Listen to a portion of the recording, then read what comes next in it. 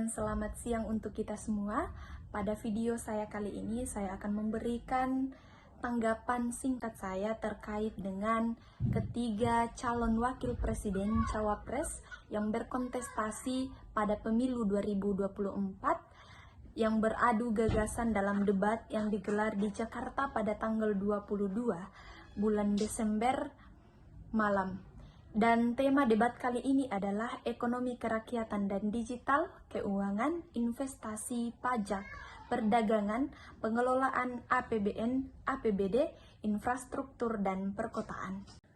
Proyek Ibu Kota Negara IKN Nusantara menjadi perdebatan yang panas dalam debat Pilpres 2024 seri kedua yang mempertemukan tiga cawapres yakni Muhaimin Iskandar, Gibran Rakabuming Raka, dan Mahfud MD.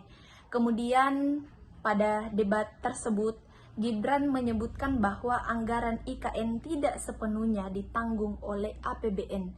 Sementara Mahfud mengatakan IKN belum ada investor.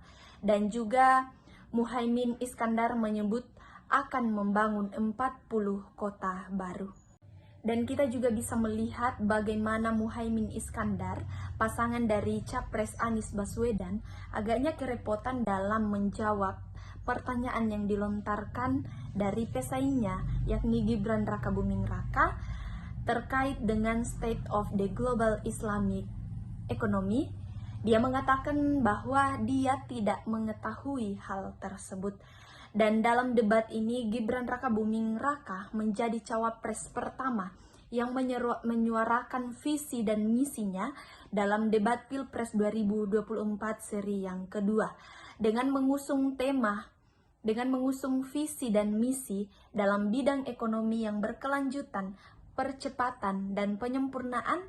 Dia juga menjelaskan nantinya Indonesia harus mampu keluar dari keadaan di mana ketika suatu negara berhasil mencapai tingkat pendapatan menengah tetapi tidak bisa keluar dari tingkatan menjadi negara yang maju. Dia juga berjanji ketika akan terpilih, dia akan melanjutkan hilirisasi bukan hanya kepada sektor pertambangan saja, tetapi pada sektor pertanian, perikanan, dan digital. Selain itu, dia bersama Prabowo Subianto juga akan melanjutkan pemerataan pembangunan yang tak lagi Jawa sentris. Kemudian yang tak kalah penting adalah menggenjot ekonomi kreatif dan UKM. Pasalnya, Gibran mengklaim Indonesia memiliki 64 juta pelaku usaha kecil dan menengah yang menyumbangkan 61% dari PDB. Gibran juga menyinggung bahwa pembangunan Ibu Kota Negara IKN Nusantara yang berkelanjutan akan membuka titik pertumbuhan ekonomi baru, membuka akses dan konektivitas serta lapangan kerja. Sementara itu, cawapres nomor urut 3, Mahfud MD, memulai visi misinya dengan menghabiskan waktu sepanjang hampir 20 detik untuk mengucapkan selamat Hari Ibu.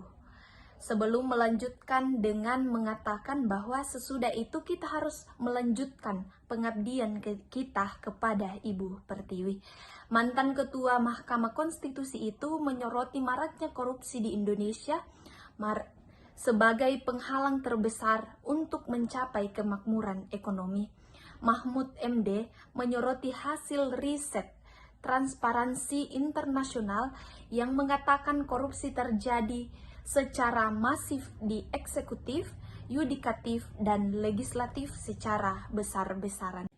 Di sesi pertama debat cawapres, tema yang dibahas mengenai ekonomi kerakyatan. Pertanyaan dari panelis yang muncul adalah bagaimana kebijakan pasangan calon untuk mengatasi digitalisasi yang berpotensi merugikan usaha mitra konsumen melalui penyalahgunaan data digital. Selain itu, yang perlu ditekankan ialah bagaimana para pelaku usaha e-commerce bisa mengikuti regulasi yang ada sehingga tidak ada lagi yang disebutnya barang-barang lintas negara membunuh UMKM. Dan ini merupakan kesimpulan saya atau tanggapan singkat saya terkait dengan ketiga calon wakil presiden yang melakukan debat pada tanggal 22 malam. Dan kiranya debat ini boleh membantu kita dalam menentukan pilihan kita.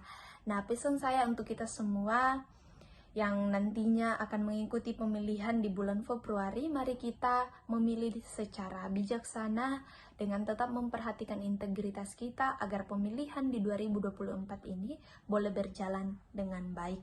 Dan satu lagi pesan saya ialah jangan sampai kita golput.